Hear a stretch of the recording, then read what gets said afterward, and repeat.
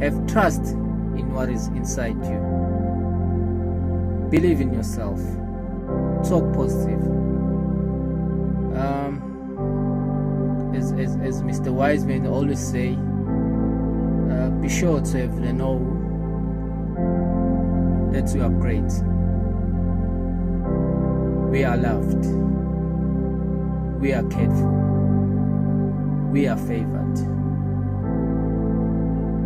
Be sure to be aware that God is good. God is great. Change is the only way.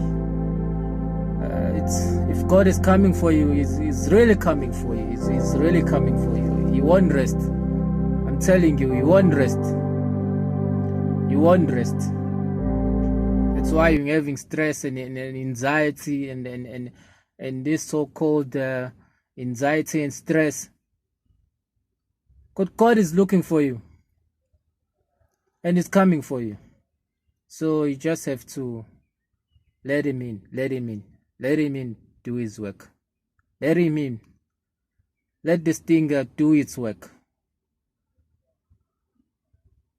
But a person